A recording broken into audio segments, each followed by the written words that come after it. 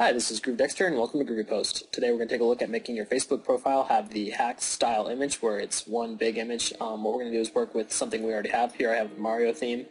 We're just going to apply it to this. So we need a template to work with. First thing to do is hold Alt and hit print screen. That'll take a snapshot of the window. Now we'll go into Photoshop and make a new document. Let's go ahead and hit OK. And now we'll go ahead and paste the snapshot we just took, or screenshot we just took, and open up the slice tool. With the slice tool, we're going to select each section of the image. There's actually 6 different images that make up this one big one. That's part of the image hack. So we'll go ahead and select this. And you want to try to be as exact as possible because the wrong size could mess up the way your image looks in the long run. So I'm just zooming in to check and making sure it's right.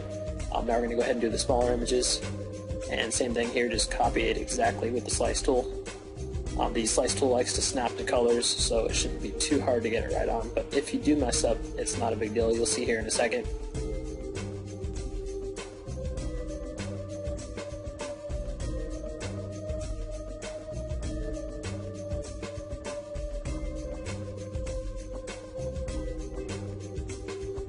And you can just drag it right back over when you do mess up. Not a big deal.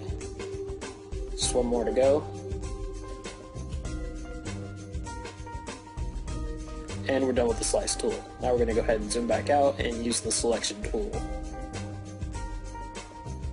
But if you use the view and go down to snap to, you can go ahead and set it to slice, and that way the selection tool automatically snaps to all of your slices. This makes it really quick for deleting these segments.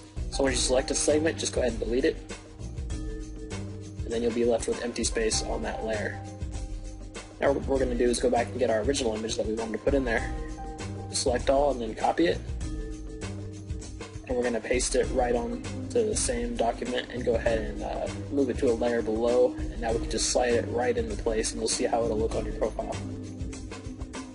And voila, we're done. At this point, go ahead and go to the File menu and we're going to hit Save for Web and Devices. We want to use the JPEG format with 100% quality, get that up to the max, and then hit save.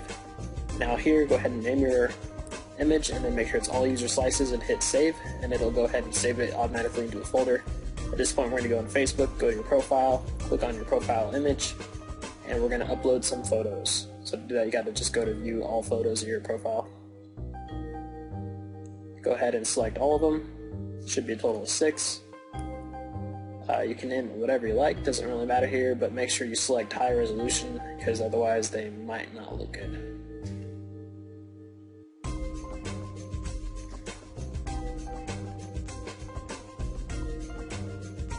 Alright, publish those, don't need to do anything there. Now we need to do this and select the last image. It's very important you get the last image, and now we're going to go ahead and tag them with your own name. Now we're going to work in reverse order here and just continue tagging ourselves with the photo we want to show up last. We'll do that first, and then now we're doing the second to last, and so forth. That's why I'm hitting the previous button up on the top right. Just keep tagging along, got one more to go. One more after this, that is.